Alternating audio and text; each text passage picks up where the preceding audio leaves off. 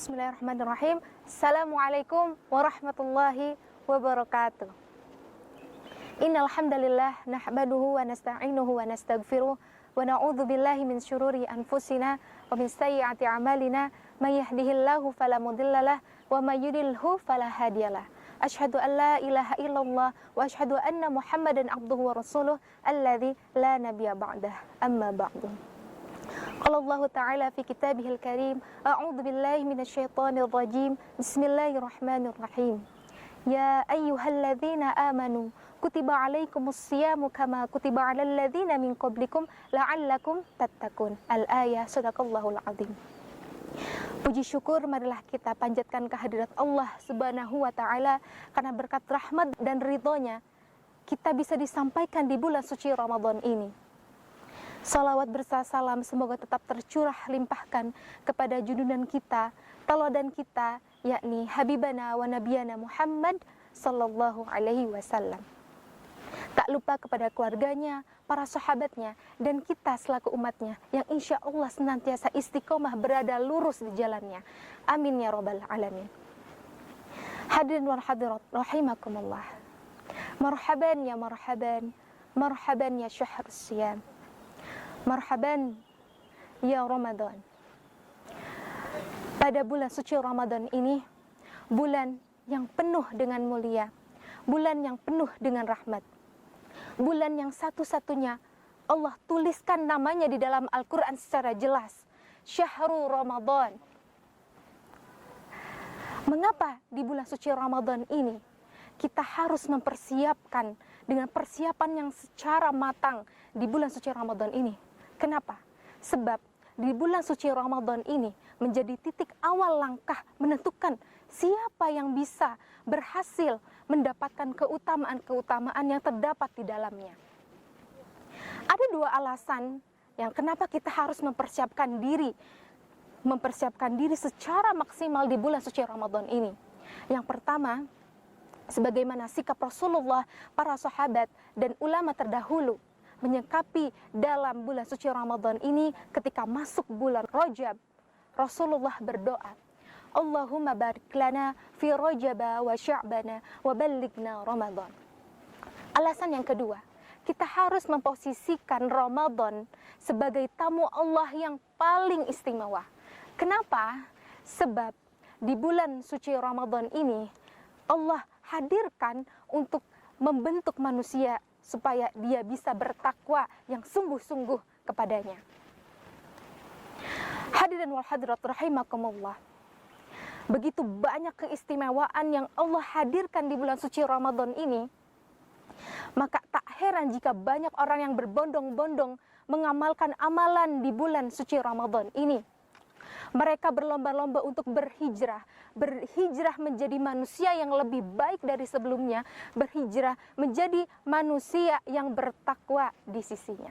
La'allakum tattaqun, sebagaimana dalam Quran surah Al-Baqarah ayat 183, la'allakum tattaqun. Hadirin wal hadirat rahimakumullah. Dalam bulan suci Ramadan ini, maka kita harus senantiasa istiqomah dan semangat menjalani ibadah di bulan suci Ramadan ini. Istiqomah dalam sebuah hadis dikatakan ahabbul a'mali ilallahi adwamuha wa in qala. Sebuah amalan jika kita lakukan secara rutin atau istiqomah, meskipun itu sedikit, maka itu lebih baik dan lebih dicintai oleh Allah Subhanahu wa Ta'ala. Baik, dalam menjaga keistiqomahan dan semangat di bulan suci Ramadan ini, poin yang pertama yang harus kita jaga adalah niat kita. Dalam hadis dikatakan innamal a'malu binniyat, bahwasanya amalan-amalan itu tergantung kepada niatnya. Kita niatkan beribadah di bulan suci Ramadan ini hanya untuk Allah Subhanahu wa Ta'ala, lillahi ta'ala. Kita ikhlas menjalani semua amalan di bulan suci Ramadan ini karena Allah Subhanahu wa Ta'ala. Imam Malik berkata mengenai niatnya, sesuatu yang dilakukan karena Allah Subhanahu wa Ta'ala maka akan berterusan.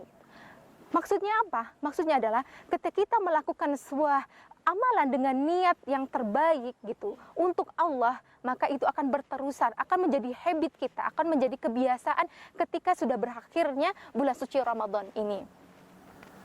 Hadirin wal hadirat rahimakumullah. Poin yang kedua untuk menjaga keistiqomahan dan semangat kita di bulan suci Ramadan ini adalah kita mencari ridha Allah Subhanahu wa taala.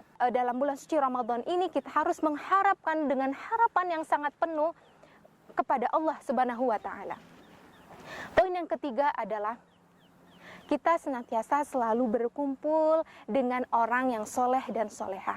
Banyak sekali kegiatan-kegiatan di bulan suci Ramadan ini yang menuntut kita untuk berkumpul dengan orang-orang yang soleh dan soleha. Seperti kita bertadarus di musola atau masjid. Yang kedua, kita mengikuti kajian-kajian yang diadakan di masjid atau musola. Kemudian yang ketiga, kita secara hikmat mendengarkan bagaimana penceramah-penceramah di masjid dan musola itu.